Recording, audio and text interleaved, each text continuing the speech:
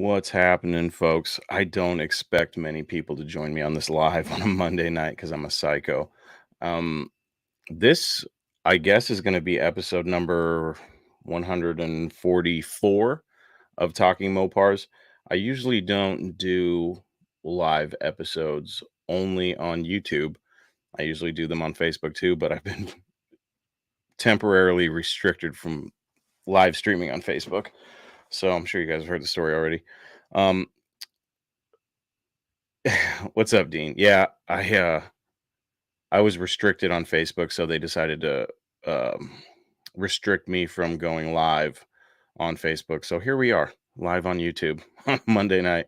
Um, so for those of you that have been paying attention, I don't know who on YouTube also follows me on Facebook or listens to the podcast regularly, but cat's out of the bag. I traded the Mr. Norm tribute truck, much to several people's dismay. Um, what's up, Busted Radio? I uh I don't know. I just got this wild hair to throw the truck up and see what I could possibly get in a trade or what someone would be willing to pay me for it. I posted it for $30,000 now. I know I'm the notorious lowball guy that chops people at the knees all the time, but I was curious to see because when I bought the Mr. Norm truck, I had $26,000 cash and I was willing to spend every penny to get that truck because I loved it so much. And I didn't end up spending all that money, thank God. But I wanted to price it where I would be willing to buy it. As crazy as that sounds. And if I'm crazy enough to do it, there's got to be another person crazy enough to do it. So that's what's up, Joe's Mopar mess. Sort of stock Mopars. What's up? Thanks for joining me, guys. Here on a Monday night, we're all psychos. What are we doing? I'm actually off work on bereavement. My wife's dad passed away, so figured she's asleep now. I guess I can go live and talk to my pals. So yeah, I put the Mr. Norm truck up for sale or trade, and I got a couple interesting offers. I talked about this on the last episode of the podcast, so if you haven't heard it, go ahead and jump back over there um, and check it out. But I ended up trading it for a 72 Roadrunner, 344 speed car. It's already had all the metal bodywork and paint done. The engine and transmission are dropped in. The only thing I have to do to the transmission is swap the tail shaft. And it came with a bunch of parts. I think the most expensive thing that I need to get for it, and I'm sure this will change, but probably the seat covers. I need about $1,000 worth of front bucket seats and rear bench seat covers for that car. And from what I understand, they're pretty hard to get right now. But that's going to run me about $1,000. I'm going to need some carpet. It's already got a new headliner. And it's basically a painted shell roller. I need to rebuild the suspension on it too, because I think a lot of it is original. But it's an original 4-speed car. Came with a build sheet. As a matter of fact, I have the build sheet right here, framed. And I also have a copy of it. So I've never had a car that had a complete build sheet and a fender tag and was a legit muscle car until I got the 72 Roadrunner. So I'm pretty excited about it. And it was the first trade offer I got. And it really shocked me. I was like, what's the catch? And there really was no catch. I mean, the guy, locally known, he's got some really badass cars. He's actually got a race car for sale right now. It's a 71 Charger RT. It's got, I think, a 500-inch big block blown. I don't have all the specs, but I do know that it's got like 1,100 horsepower, 1,100 pound-feet of torque. It runs 9s, but it's certified for 750s, I think, and it's got 8s in it. No doubt about it. My buddy Pete, the guy who owns the car, was having some problems launching it, and he had to launch it in second gear. And I guess one of the track officials was like, yeah, this is easily an 8-second car. And he's like, I had to leave in second gear. And they're like, oh, okay. But he's selling this car. It's got over six figures in it, so well over $100,000, and he wants 50 grand. Um, he's got some health issues, and he just wants to kind of eliminate some of the bigger projects. So, and he's not going to be racing anytime soon. So that's why he's getting rid of the race car. And with the Roadrunner, he knew that it was just going to take up a lot of time. I mean, as any of you that have built cars knows, uh, you need a lot of free time to build cars. And he would rather just have something cool that he could jump in and drive, and he liked the truck. He's already started making some modifications to it, but he's the perfect guy to sell the truck to because he has the money to take care of it. It's in a giant shop, with a Hellcat, a Daytona, another Charger RT. He's got a 68 Charger RT. He's just got a ton of cool stuff.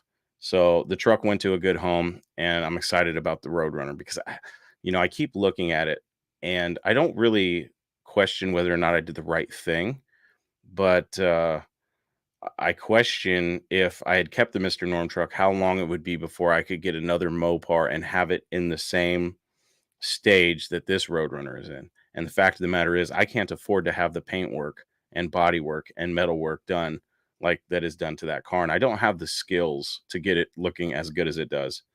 It's a very nice car. Um, for me, too nice.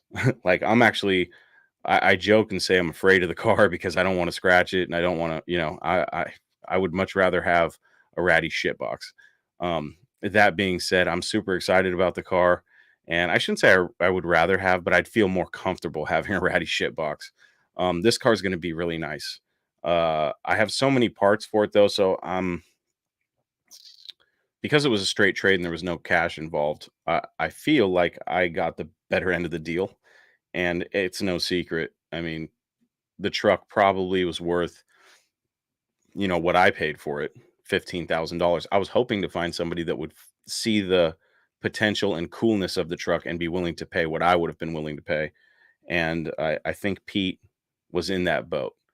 And he has enough money where it's like, yeah, cool truck. I'll take it. Here, take this Roadrunner that I'm not going to finish. You know what I mean? And it's got a ton of original parts and new parts. Basically, I could put this car together, have it running, and then go, okay, what parts did I reuse that I should replace, and then just replace everything as I go. Um, so I'm going to kind of throw the car to, I shouldn't say that. I'm going to put the car together and see where I'm at from there. Is this going to be the first time I've ever assembled a car basically from the shell up? But I have all the parts, and he was pretty organized about it. So we'll see how it goes. I want to document a lot of it on YouTube and obviously on Facebook and whatnot. So we'll see how much of a train wreck it is when the podcast guy tries to build a car. You know what I mean? Hey, thanks, Busted Radio. I see you said condolences to my wife, Dean. Yeah, you know, I was never, to be honest with you guys, my wife was never really that close with her dad in recent years, and I don't think he likes me. He did have a 70 Roadrunner in vitamin C with a Hearst pistol grip in it, though, so it was kind of uh, odd that he died almost to the day that I started making the deal um, with my own Roadrunner with a pistol grip 4-speed. But yeah, I hope wherever he is, I hope he's in a better place. But it's you know, life is short, and it's kind of funny because when I even contemplated getting rid of the truck, a lot of people were like, "Don't do it, don't do it." I'm an instant gratification type of guy. I knew what I really wanted, and I say what I really wanted because I wasn't after a 72 Roadrunner. It just found me. And I'm so happy with it that, I'm going to roll with it. But ideally, what I had originally wanted when I put the Mr. Norm truck up was a 70 Roadrunner to clone into a Superbird. And I had a budget laid out so that I could get the car. If I sold the Mr. Norm truck for the price that I was willing to let it go for, which honestly was about 25 or 26,000. Anything less than that, it wouldn't have been worth my time because the Roadrunners that I was looking at, I would still need between five and $10,000 to get to that next stage because I was already pricing out Superbird clone kits, and they range anywhere from you know mid $3,000 for the basic, not the best quality fiberglass, all the way up to damn near 30 grand.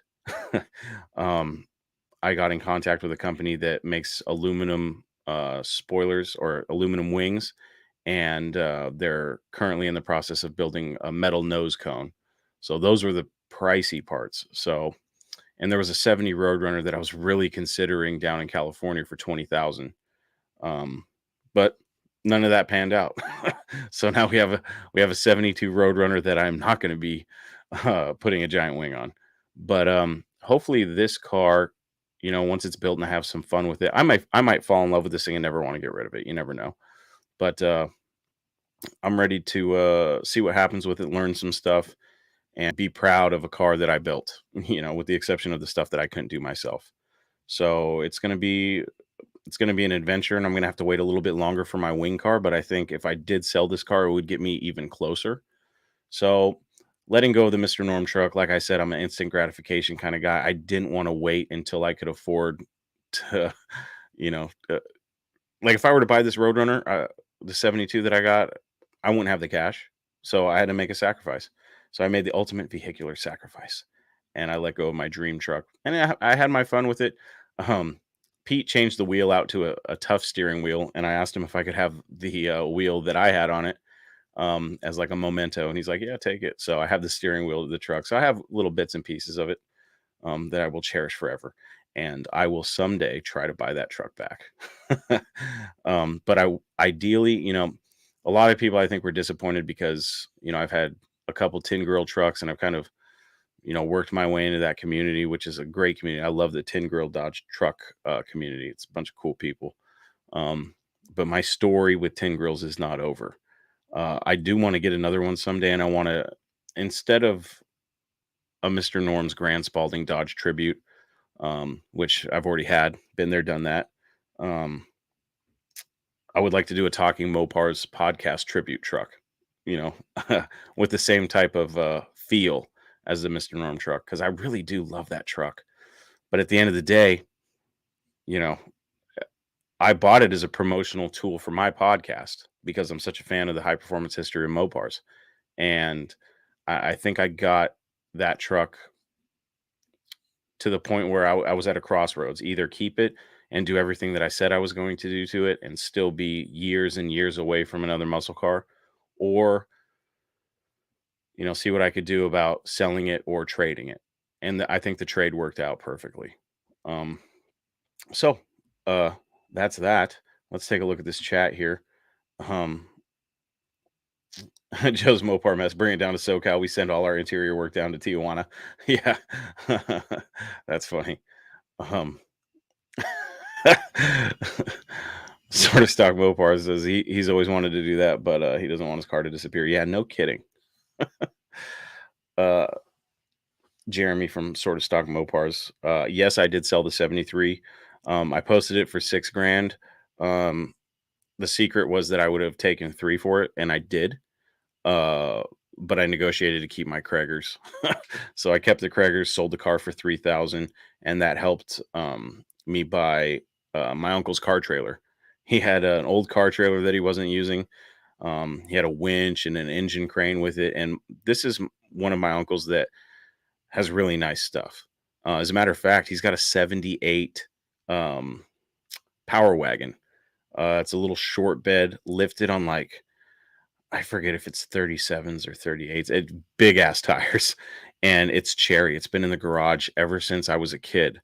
And I remember I was just over there buying the trailer, and we were in the shop, and I was looking at it, and I said, "You know what, Uncle Jim? I remember coming in this garage as a child and looking up at this truck, and as a man, I'm still short enough to look up at this truck. It's so damn big.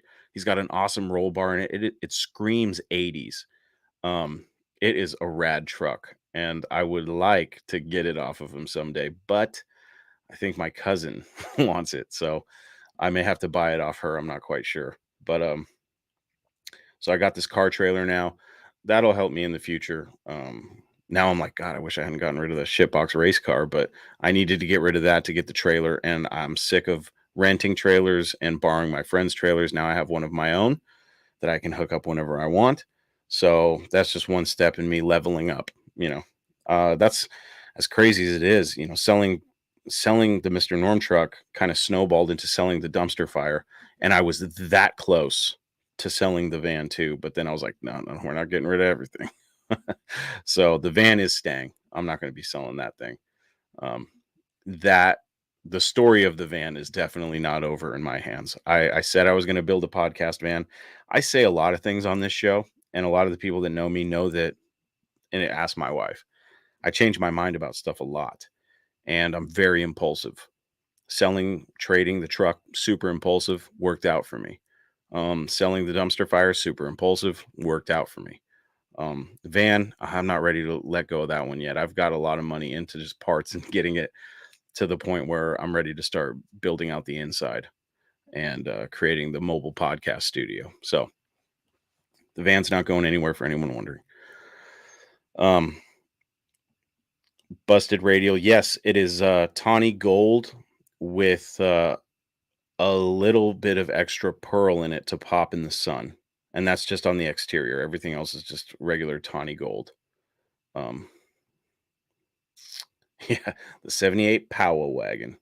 It's funny, my uncle, so for, I think it was either his birthday or Christmas a couple years ago, my aunt commissioned me to create a t-shirt for him of his power wagon. So I created a t-shirt and it says the Mopar Hunter on one side. Um, and on the back, it shows the grill of his power wagon and it has the power wagon logo. And my uncle's a huge bowling fanatic. And he was out bowling some tournament somewhere. And he's like, the Mopar Hunter, you listen to uh, the podcast and stuff? And he goes, that's my nephew. So I thought that was pretty cool. But yeah, so I let go of the truck. I got this car now. So there's a little drama involving the car. So my van is currently in a state of not running because I took the intake manifold and carburetor off it. It had a 4-barrel cast iron. It's actually a really cool 78 Dodge B200 Shorty. It was optioned with the 36-gallon plastic fuel tank. So that's good. I don't have to worry about the tank rusting out. But it was also optioned from the factory 364 barrel. So it still had the cast iron 4-barrel and the thermo quad on top. So I pulled that off. I'm going to put a aluminum intake on it and probably just the Edelbrock 600 I have. But here's the thing. My buddy Brian, some of you guys know him as Dust Devil Garage. I bought a Holley Strip Dominator and a Demon 750 carb from him. And then I sold the dumpster fire. So I got those parts. They're somewhere in the United States. I don't even know where they are. He shipped them to me through USPS, and it's disappeared. When I look up the tracking number, it's like, yeah, it's in transit, but it's been in transit for days. So I have no idea what's going on with that. But I was thinking, because I also have the full nitrous kit from the dumpster fire that I never got installed, and I sure as hell didn't sell that with the car. I was like, what if instead of the little Edelbrock Performer 318 360 intake and the little Holley 600, what if I put the Strip Dominator and the 750 Demon on the van and then hooked up the nitrous to it? It's crazy, right? I thought that would be a fun little project. Good for YouTube, but the van needs to move. So for now, I'm thinking of just throwing what I have on it because obviously I don't have the Holley Strip Dominator. I don't have the Demon carb yet. It's still somewhere in transit. But I do have the other stuff to just get the van running because I need it out of the garage. I can do what I need to do to the van out in the driveway, but I cannot build the Roadrunner in the driveway. I need it in the garage. So I get the car. I set up because I wanted to give myself some time. I set aside enough money for about 2 or 3 months of storage unit rent. Okay. Storage units up here for a 10 by 30 that would fit the car on the trailer. Now, this is just temporary. I'm not building the car in a storage unit. I just needed somewhere secure to park the car that I could spend some time and get the van out of the garage, because my garage, it's a 3-car garage, but the only way I'm going to be able to build this car in it is if I get it in there and then I put it on dollies or skates and turn the car sideways. So that's how I'm going to build the car. It's going to take up pretty much all 3 bays of the garage, um, much to my wife's chagrin. That's a different story. So later, Busted Radio. Thanks for joining me, man. Um, Dean, being impulsive is all about the triple win, win, win. Yeah, yeah. Sometimes you win, sometimes you lose. Being impulsive too. So far, I've been okay. Um, so I go and I look at this storage unit before I even pick up the car, and I'm looking at it, and it's a 10 by 30, so it's pretty narrow. But just looking at it, I'm like, a trailer with a car can fit in there, no problem. My trailer's not that wide. And 30 feet deep, no problem at all. I think the total length of the trailer is like 22 feet with a 16-foot deck. Um, so I'm looking at the way the storage unit is, and if this is the storage unit door, in front of it, there's 2 buildings and then aisles, and it's a little bit offset. And I'm looking at it, and I'm a Class A truck driver. I used to drive trucks over the road and a local city driving. So I can back a trailer. That's not the problem. And I'm looking at this spot, and I'm like, okay. And I see 3 different angles I can take. And I'm like, okay, I'll be able to get it in there, no problem. Okay. So fast forward, I go pick up the car. That takes me a long ass time because I wanted to make sure nothing was damaged, because a lot of the interior pieces have been painted and I didn't want them touching. So I bubble wrapped all the interior panels that had been painted, bubble wrapped the new dash pad. A lot of people have seen the car and they see the dash and they see it's jacked up. I've got a new dash pad, and it's a legit dash pad, not an ABS cover for it. Um, so uh, I I spend basically half the day just getting my truck loaded with all the parts, glass, all that. Um, and I load the car on and head over to the storage unit. I get there, pull in, and I'm looking at it again. This time I have the truck and the trailer, and I'm going, okay, this is going to be a little challenging. I'm gonna have to really hit some angles here. So, to make a long story short, I tried all 3 angles, and I could not get the trailer positioned where I could basically follow it into the hole with the truck. If the buildings were pushed like 1 or 2 feet forward, it was basically getting to the point where I was like, I'm gonna have to take my bumper off to make this, or just rip the bumper off, like, because I was getting so close, and I was like, man. And I had my dad there spotting me. He's a horrible spotter, by the way. um, I tried everything, and as a truck driver, I've never looked at something, and I've talked about this recently. I've never looked at a back end and said, "Oh, I can do that," and then failed. This is the only time in my life, in my career, I've ever failed at that. And I've been driving trucks for like, gosh, how long has it been? 10 years, I think, something like that. Anyway, um, so I have a decade of experience, and it was a shot to my pride. I was like, man, I'm about to just drop the trailer right here, take the truck, go around, and then hook up again. And then I was like, well, I'll still be in the same boat as I'm in now. I was looking at it because I'm pretty good at pool too. So geometry, like, man, I was looking at it, and I tried so hard to get that car and trailer in that storage unit. It was going to cost me almost $500 a month to store the car.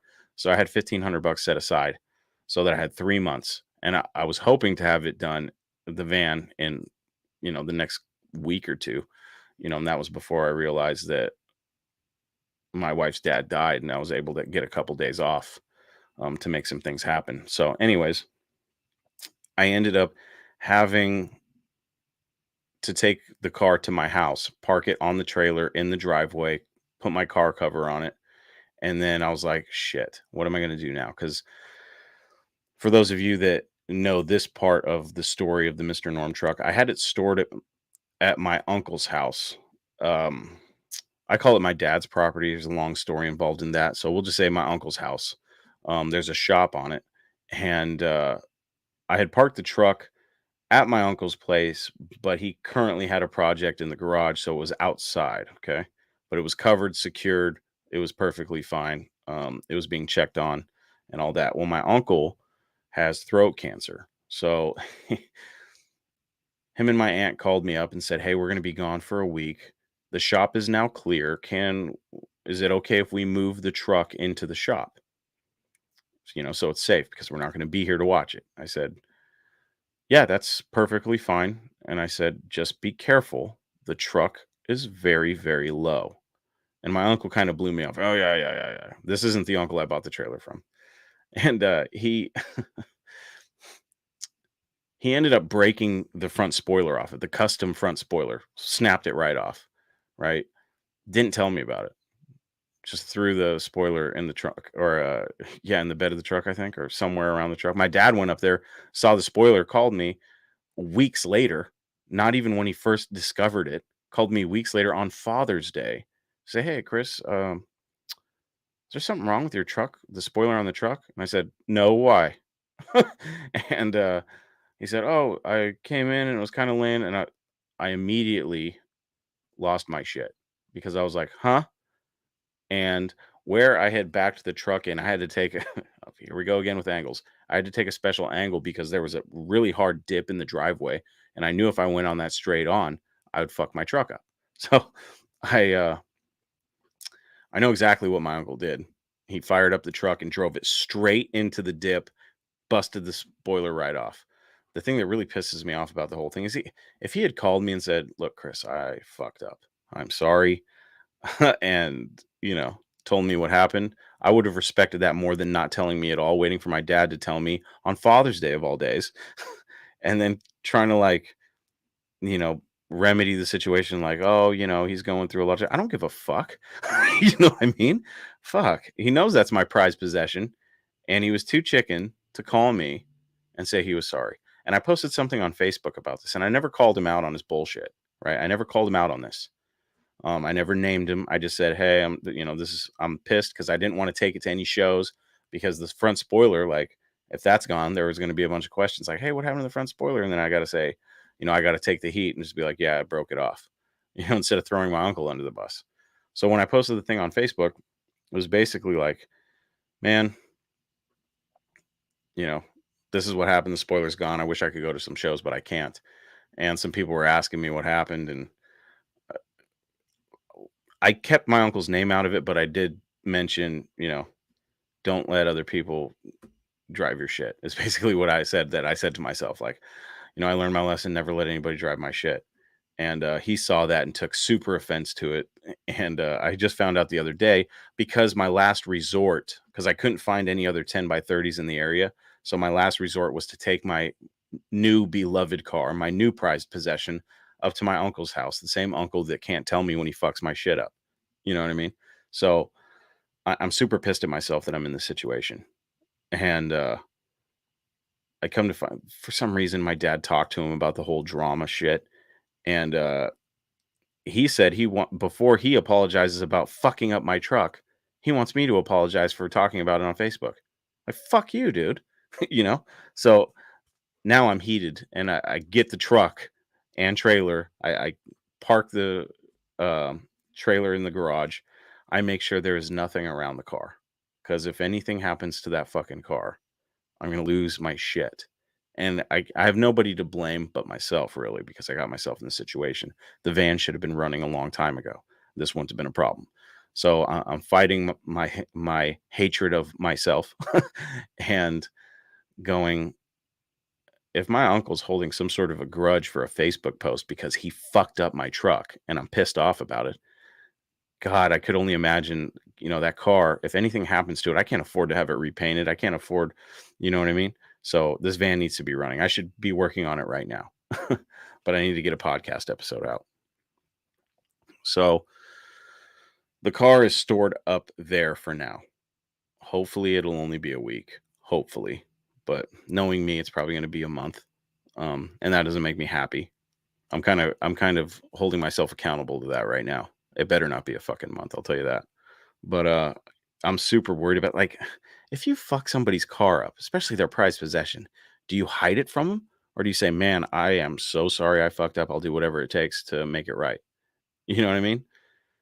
And the fact that he's holding a grudge against me for calling it out without even naming him? Shit. Man, that just that's like that's a whole nother level of shit right there. But as you can see, I get a little bit worked up talking about it. But regardless, the van's going to get running. The car will be coming home, and I will be building it and documenting the build. Um, sort of stock Mopar says, "Dude, gotta love the driveway builds. Always fun having a neighbor want to want to talk while you're lifting a rear and swearing to the car gods. Let the damn yeah." Um, when I sold the dumpster fire, right, the kid that came out and bought it brought his trailer with a winch, and the only thing that made sense was to push the car out into the street. So we get it out in the street, and I go, "Well, it doesn't have a steering column, so it's going to be a bitch to turn." So I said, "Let me go grab my skates and we can put the car on the skates." We put the car on the skates, go one push, falls over, and like, all right, let's just push the car back, and as we roll it, I can turn the tire. And a bunch of my neighbors heard the commotion and came out, and I was like, "Oh shit, here we go." And I'm that guy in the neighborhood. You know what I mean? So they come out and they're super cool. They're talking to me about the car. "Oh, what kind of car is it?" The lady's like, "It's a Roadrunner." To the guy. He's like, "Oh, I thought it was a Chevelle." I was insulted when he said that, but different story.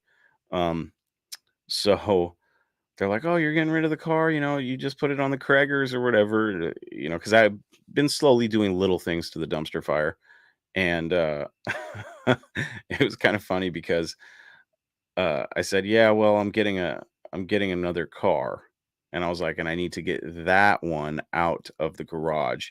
And they all looked over to see my boogie van in the garage, and it's kind of like a little secret. Not too many people in the neighborhood have seen it.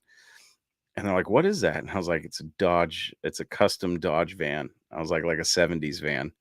And instead of being all weirded out about it, they were all like, "Oh, cool." I was like, "All right, you say cool now. We'll see." um, so the van, it's gonna be bitching. But, the van, coincidentally, the van and this Roadrunner both have the same, wheels. They both have US mag, polished slots. So nice setup. It's gonna be cool having both of them. I can't wait. I was thinking about it when the Roadrunner's done for longer distance, um, events. I would like to tow it with the boogie van. I think that would be fun because it does have a little street machine look to it, and I kinda wanna keep it that way. Um, I'm not really a stock guy. I kind of like day two. So the Roadrunner is going to be like my little day two build. Um, but yeah, the dumpster fire, that's kind of a sore subject because it was supposed to be my race car for the No Name Nationals, and then the whole drama mess with getting out there with fuel and all that shit. And I had to back out of the No Name Nationals, and then I was going to go just to be there and support my friends. And then I got screwed on vacation at work. So I was one day short. I couldn't get an extra day to make sure I was back for work on Monday, which was super disappointing. And the flights into St. Louis were just all over the place, and the time was not on my side. And I was like, well, if I get an extra day, then I can work around the flights and just come in late or whatever the case was. And it just wasn't working out. So I ended up canceling the No Name Nationals altogether. So now I'm stuck with this ratty car that I was going to build into a little race car for that event. So I was like, at the time before I had decided to sell the Mr. Norm truck, I was like, all right, I'll just build a little shitbox race car. It'll be fun. Um, and now that thing's gone. I've got more parts on the way. So now I'm like, what am I going to do with these? Sell them? I really, it seems like I like selling shit, but I'm kind of a hoarder. I like to keep cool stuff because I never know when I'm going to run across it again, especially up here in the Pacific Northwest. Some parts are not very common. And go find me a Holly strip dominator for a small block Mopar. You know what I mean? So I kind of think it would be cool. I mean, fuel mileage would be a bitch, but I think it would be cool to kind of race out the van a little bit. You know, I would like to troll some people and hit the nitrous on them. That'd be fun. Um, especially with the purge kit. uh, but yeah, so the plan with the Roadrunner, once the van is running and out of the garage, at least I'll be able to move it around. And if I need to move it in the garage, I can, because I still have one side of the garage that I'll be able to use for easy services and things like that for my daily drivers or whatever working on the van. So the plan with the Roadrunner, once it's home, catalog and inventory the parts, and I've already started to come up with a battle plan. First things first, I want to hear that thing fire off. It's got a fully rebuilt 340 in it. It's a warranty block. Um, so I want to get it running. I want to fire it off. Um, the transmission is not the original transmission to the car either, from what I understand. It's out of Pete's 68 Charger. Uh, so non-original engine and transmission, which is fine. It makes me feel a little less guilty if I decide to hop it up a little bit more. It's got a little cam in it, little comp cam. I forget what the specs are. I got them laying around here somewhere. I have all the receipts for the engine build. Pete owns an auto body shop, so I don't have any receipts for the paint and body. But he says he has $30,000 into the paint and body, and that's what it would have cost me to have done. And that number seems crazy to me, but I also don't do high-end restorations, so I can't say. But I do know that paint jobs can cost up to that, and I do know that quality paint jobs, just in materials alone, you can be upwards of $10,000. Well over 5,000.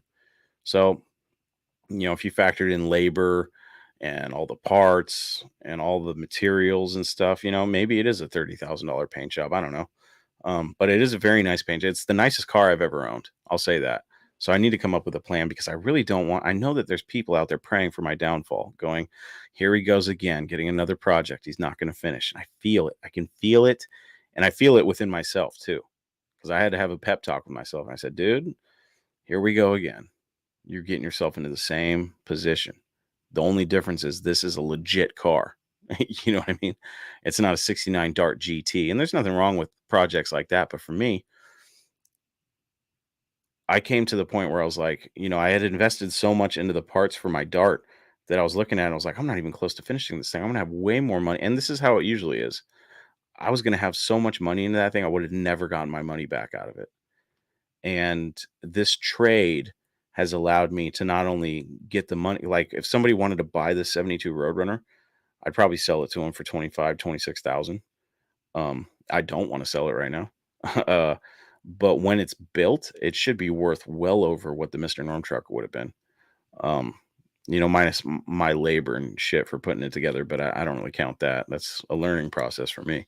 So I'm just trying to figure out, how to go about building this thing. And the first thing that I thought to do, because it's already pretty much, ready to go, I just got to hook up all the little stuff, is get it fired off. I think that would really motivate me to get the rest of it done.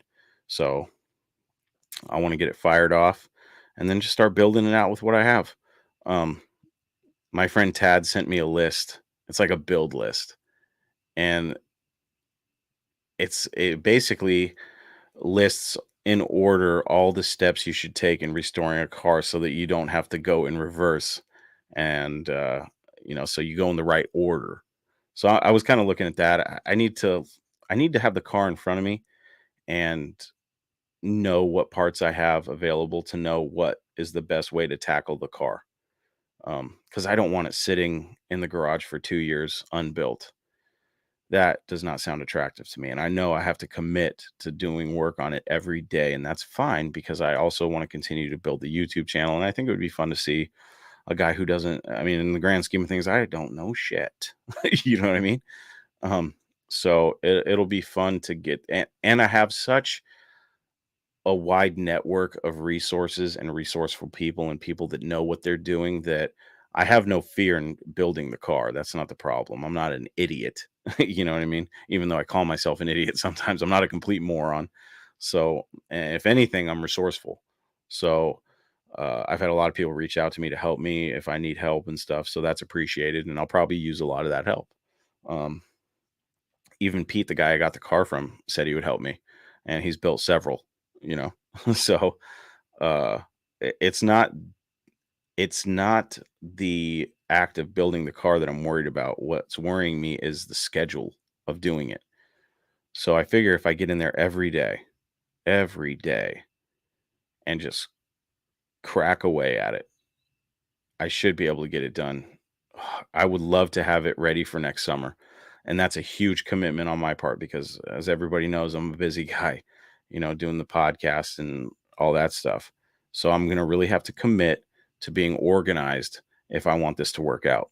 So I have to really sit down and just bite the bullet and make sure that I prove all the doubters wrong, that I can do this, that I'm capable of doing it, and that I'm not gonna puss out, not gonna back down. I'm gonna get that car done, and I'm gonna drive that thing and say that I built it. You know what I mean? Um, so I think that's the perfect car for me to start with, and it's gonna teach me enough so that when I do get the 70 Roadrunner to build a Superbird clone, I'll aside from the paint, body, and metalwork, that kind of stuff, which I have. Funny enough, I have so many resources for that kind of stuff that um, I'm surprised I haven't used them yet. And on this car, I really don't have to use them.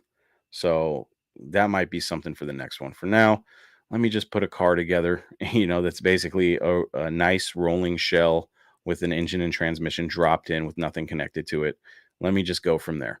So it's funny because I like to name my cars and stuff, and I really couldn't come up with a good name for the Roadrunner, so I just called it Assembly Required. And then when I shortened it, it was ass wrecked. ASSRECQ, or REQD, ass wrecked, which is probably what this car is going to do to me. Um, so I'm going to be knee deep in that car. I'm so behind on so much other stuff, like my poor subscribers. If you guys are listening to this at any point, thank you so much for supporting the show. Um, I was just looking at how many episodes I'm behind for the bonus content. I'm about 4 behind, three behind on the podcast episodes. If you include this month, it would be 4, and the bonus videos, I'm behind 3, or 2, and if you include this month, it would be 3.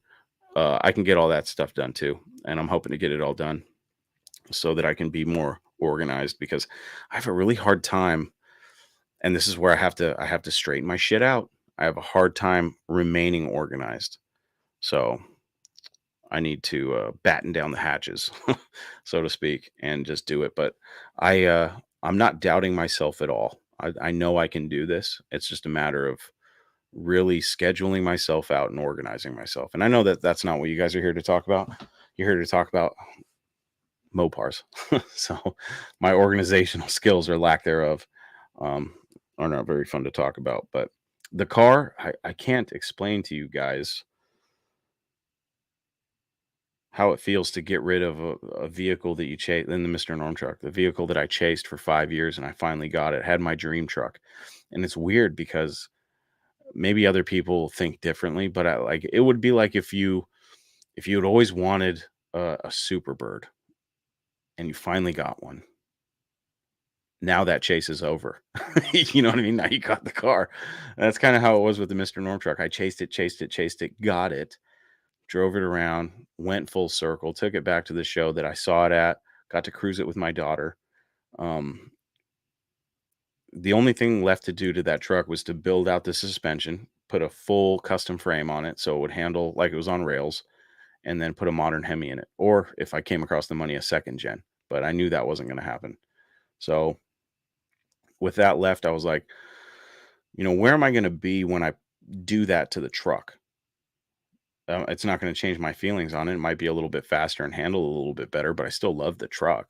It's not going to make me love it more or less.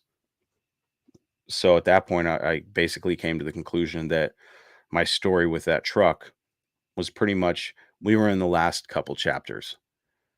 And this was like a late in the game choose your own adventure. Where in the last couple chapters, I have an option to go do this instead and create a whole new story with this Roadrunner. So that's the road I opted to go down. Um, God, the truck is badass. When I go over there and I see it, I'm like, oh man. And Pete jumps at it, fires right off, and it has that nice little cam in it. And I'm like, ooh.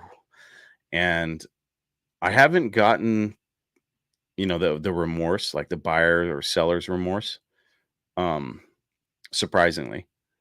I'm really happy with where the truck went, but I'm so stoked about the opportunity that this Roadrunner presents that, when I see the truck, it's like, "Hey, dude, what's up? See it." You know what I mean? I'm like, I'm so pumped about this car because, like I said, it's the nicest car I would ever be able to get my hands on, and the only way I was able to do it was by sacrificing my beloved truck.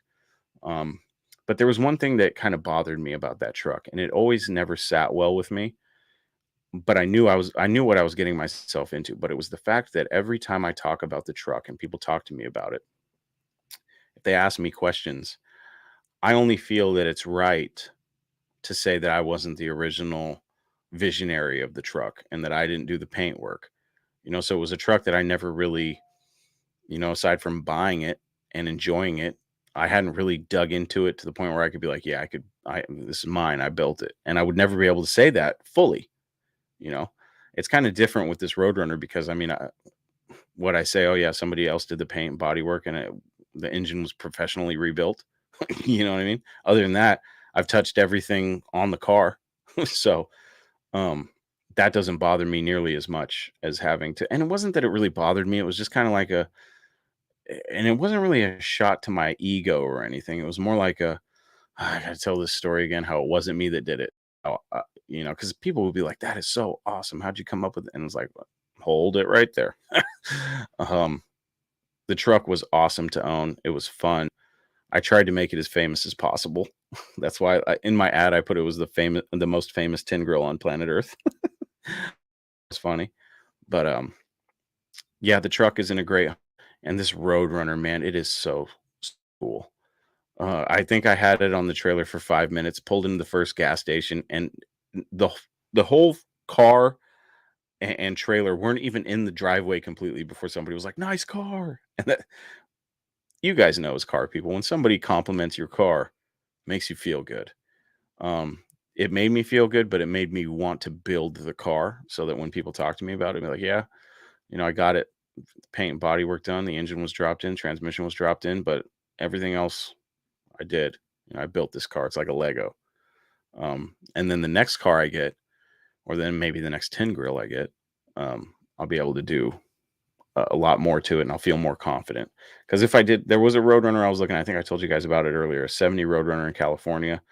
Um, I believe it was a numbers matching 383 car, 727 on the console. Very cool car. Needed a roof skin. Um, it was pretty solid. It was originally yellow with white interior. I thought it would have been a great Superbird tribute car. Um, it's as funny as it sounds, I probably would have been more in over my head with that car than this one. The only thing I don't like about this project and that I would like about the other Roadrunner more is that I would be the one taking it apart because I like when I take things apart, I'm super, super organized about it. Now, all those parts may end up on the shelf and I may not ever put the car back together, but at least I know where everything is and what everything was. This car isn't too bad in the sense that there's really not much to it at this point, you know. So we'll see what happens. I'm pretty excited about it, and I think the win will be when I get into it, fire it up, and drive it down the street the first time. I think that's when I'll finally go, oh, okay, this is it. And driving that car may give me an entirely different feeling than the Mr. Norm truck did. I loved driving that truck. Everywhere you go, people love it. It makes you smile just because it makes people smile. And for me, I'm kind of a people guy. I like people and most of them anyway, some of them. um, but car people that can appreciate a cool car, uh, I appreciate those people and they make me smile when the truck or whatever car vehicle I'm driving makes them smile, makes me smile. And that truck had that. Um, I don't know if this Roadrunner will have that same effect. I don't think so because the truck just sticks out so much. Um, Pete's kind of a low key guy too, so it's going to be kind of funny. He's a low key guy, but damn, he's got some flashy shit. I'm like, man, you're gonna get a lot of attention in this truck, but you're talking to a guy who has a wing car, um, a very, very well done clone, I should say. Um, I know some people reached out to me talking about that, but it's a wing car, period, and it's awesome. I would give my left testicle for that car. Uh, he's got a Hellcat wide body, um, a 68 Charger Resto mod on air with a 500 cubic inch stroker in it. Very cool car. One of my favorite cars that he has is a 71 Charger RT that has a modern Hemi swap in it, but he custom built an intake so it would take the original oval air cleaner, the whole assembly, and he custom built the base for it. So when you look at the car, it looks like a 71 Charger RT. It's got the Ram Charger hood. You look through the Ram Charger hood and you see the oval air lid, the air cleaner, and you're like, oh, cool. Then you pop the hood and you go, oh, shit. Unexpected, very clean car. Um, but yeah, for a guy who's low key, it's like he's got some pretty flashy shit. So I think it's funny that he's like, he told me that the truck is like, you know, he goes, "You've already put it all over the internet. I don't got to do shit." And I was like, "Yeah, I guess you're right." But it's gonna get recognized. I'll tell you that. Um, but yeah. So I'm happy that the truck is gone because of what it brought me. So I can be thankful to the truck because it brought me something very, very cool that I'm very excited to have. But I need to get it home. I need to get it home and I need to get that van running. So I guess we'll cut it off there. That's almost an hour. This podcast is basically just to bring everybody up to speed. I know the last episode I talked about but now that it's done, these are my thoughts because it's done now. Oh, I don't know if I told this story. So when I went to Pete and I traded straight across. So his car for my truck, and we basically set our own value on the vehicles. I had a little, I had a trade declaration basically of I so and so am trading this vehicle that's worth this for this, and then the next party says I so and so, and the same thing, just reversed. And we valued them at $8,000 a piece. Now I know what you're thinking, and we did that because if we got taxed, we wanted to keep the tax low, but we were anticipating no tax because it was an even trade in our eyes. Well, in the state of Washington, they don't look at it like that. So I go to the licensing office and I say, yeah, I'm here to do this trade and get my title. The guy looks at the paperwork and he goes, okay, 71 or 78 D150 for a 72 Plymouth Roadrunner. And then he's like, you could see his wheels turn for a second. He goes, hey, wait a second here. And then he goes, we have to go by book values and yada, you know the story. So he looks up NADA on the 78 D150 and it came out at $1,100 is what the truck was worth. Okay. And then he pulled up the NADA on the Roadrunner and it came in at 11,300. So I was like, all right, great. I'm gonna have to pay the difference on $1,000. And I was raising a fuss. I was like, this is so ridiculous that we both value these vehicles the same. And the state still has to weasel their way in and try to steal money from us, even though they have no business in this other than making me a piece of paper that I'm more than willing to pay for. But they want to tax me almost $1,000. And I'm like, this is so fucking ridiculous. And I said, I know my truck's worth more than $1,100. I promise you that. And he goes, well, according to this. And I said, let's pull up Haggerty. And he goes, well, and he was kind of dancing around that. And the lady next to him behind the counter was like, oh, we can use Haggerty. And I was like, thank God. And I pulled up my phone because he was battling me on it. I pulled up my phone, pulled up Haggerty. I just wrote 78 Dodge D150 value, and Haggerty pulled up. And I said, look at this. And I said, the most recent one sold for 53,000 or something crazy. And he was like, whoa. And so they pulled up the Haggerty site, typed in 78 D150, and true story, believe it or not, the truck valued at $11,300, the same exact amount that NADA valued the Roadrunner at. Because either way, I was going to be stuck paying the tax on the difference, right? So I'm going, holy Holy shit. What are the odds? And then I look, and actually, hold on a second. I think I actually might have proof that this story's true. um, yeah, I think so.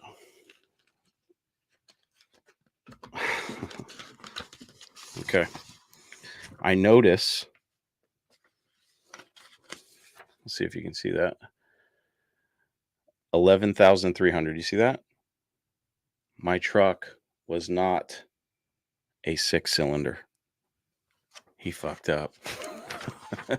The way this would have valued out, my truck actually would have valued more than the Roadrunner based on the difference between Haggerty and NADA. And the girl said that most of the time Haggerty is lower. And I was thinking in my head, that is not the case at all. What the hell are you talking about? But I let her play it. This is the one they pulled up for the Roadrunner. I'm not shitting you. 11,300. You see that?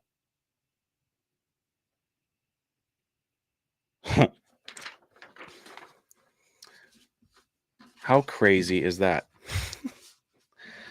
So for those of you listening to this as a podcast, I kept the printout from NADA and the printout from Haggerty because I thought it was so crazy. Like, how nuts is that that was the exact same value? What are the odds? And I didn't have to pay a cent in taxes. I mean, at first I was ready to just, throw my card up on the table and go, all right, whatever it is, just make it happen because this trade's going to happen no matter what. But I officially own the car and didn't have to pay Washington State. So I think that's where I'll end this episode. It's 11:45. It's almost midnight. I need to get some sleep because I got a big day tomorrow. Getting this garage ready, getting this van going, and bringing that car home. So thank you all for joining me on this Monday night. There's been a consistent 6 to 8 of you guys in here. You guys are soldiers. I don't know if you guys got to work tomorrow. If you do, man, you're crazy. Go to bed. If not, regardless, thanks for joining me here on Talking Mopars episode number 144. I think I said it's either 144 or 145. It's been fun. I'd like to get back into the lives. One thing that people have been reaching, I've heard this quite a few times now. People miss again the old format of the show where I did Mopar, basically hunting. It was a project car of the week, and I would just surf Craigslist until I found something cool enough to talk about on the podcast, or what I deemed to be cool enough or conversation worthy. A lot of people said they missed that, so I'm probably going to do some catching up for the subscribers with bonus videos on hunting Mopars, and then I'll bring back hunting Mopars for just videos on YouTube and Facebook, because it is a lot of fun. I do love looking at cars. It's probably my biggest weakness is just looking at stuff for sale, and then I always end up finding something where I'm like, God, I wish I could get that. Like, I think that's a car guy thing or a car person thing. That there's always something better. You know what I mean? Um, and I don't even know if it's something better. It's just something else that you find cool. I have that problem. If I had the room that my buddy Pete has at his place and a lot of money, the place would be stuffed. He's got such a giant shop. It's not even funny. I'm so envious. And when I look at it, all I can think of is if I keep working hard and just keep my nose to the grindstone, maybe someday I can afford something like this too. A lot of people look at that kind of stuff when they see somebody with a lot of stuff that they wish they had, and they're looking around like, what does this guy need all this cool shit for? It's like, he worked his ass off for it. You know what I mean? And I don't like that mentality. I don't like that mentality of, oh man, must be nice. Fuck, I hate that. I hate when I hear people, oh, must be nice. And I say it in joking sometimes, like, man, that must be nice. But never with like any type of vitriol. You hear, must be nice, man. That kind of shit. And it's like, dude, the guy worked his ass off. You know what I mean? He deserves everything he has. And I would love to be in that position someday where some asshole's saying that to me. Must be nice. Because I'm going to go, yeah, it is really nice. once you get done working your ass off and you get to relax with all the cool shit you earned with hard work. Yeah, it is really nice. You should try it sometime. You know what I mean? Um, Not everybody had a free ride. You know what I'm saying? So, for those of you out there listening, um, maybe you're that person that sees somebody with a lot of cool stuff and you go, "Oh, it must be nice." You know what I mean? Hey, everybody starts from ground zero, most of the time. you know. Uh so it is a level playing field. I know that a lot of people, oh, it depends on where you grew up and stuff. It's like, put me in a third world ghetto and I'll figure out a way to get out. You know what I mean? Um, so I don't know. I hope that anybody out there that sees people with really nice things, they got 3 wing cars or, just a collection of badass shit. Before you go, must be nice. I want you to think about what you're doing in your life that is preventing you from having that stuff. You know what I mean? Um, Sometimes I sit and I go, shit, I could have gotten some stuff done tonight, but I was too busy looking on Facebook or doing something stupid that I didn't need to be doing. I hate myself when I do that. Um, there was years where when Talking Mopars didn't exist and it was just a Mopar hunter where I was constantly because I basically built the page by hunting Mopars and sharing Craigslist ads and getting people to reshare from my page and just to build the following. I was spending hours and hours and hours a day, long before like Search Tempest or any of these things that made it easier to search for cars. Um, there was a lot of late nights where I should have been sleeping and I was hunting Mopars on Craigslist to post them for the next day to get them ready because I was posting like average 6 cars a day. And they had to be different. And it got to the point where I was starting to notice that maybe I had posted that car before when it was somebody else's or the car's been for sale for months. So it was funny, but that's the climb. You know what I mean? When I was looking at this Roadrunner, and when I was sitting on top of that car trailer, I was thinking to myself, God, I've worked my ass off just to get to this. And still I look at a guy like Pete and I go, look at all the shit he has. And I'm sitting here like looking at this 72 Roadrunner like it's made of, you know what I mean? But it's like, that's what hard work will get you. You know what I mean? So I got to keep working hard. I was thinking about it. I was like, I bought the dumpster fire with money that I made from Facebook videos. And then I sold the dumpster fire and bought the trailer. And then I look at the trailer and I'm going, wow, I've wanted a car trailer for so long, so long. Worked my ass off.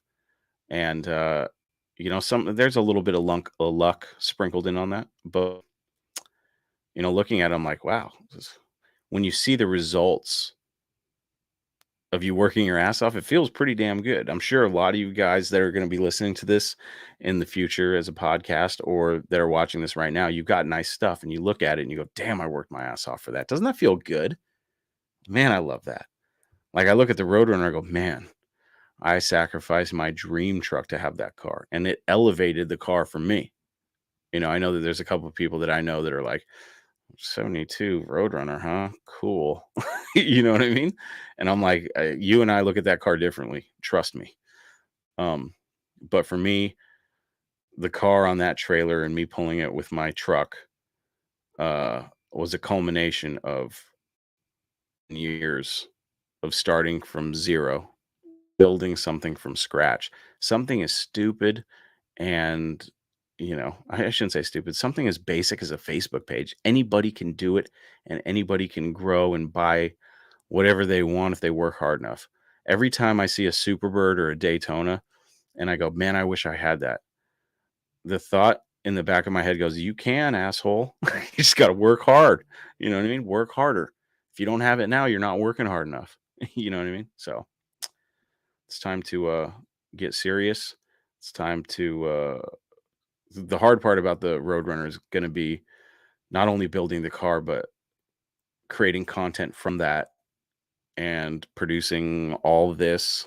And it's going to be a challenge, but I'm up for that challenge. And I hope you guys are willing to join me. That being said, I think that's it. Thanks for watching, my friends. Until next time, My name is Chris Albrecht, better known as the Mopar Hunter, and this was Talking Mopars until I hit end broadcast. Have a good night. Enjoy your week. We might see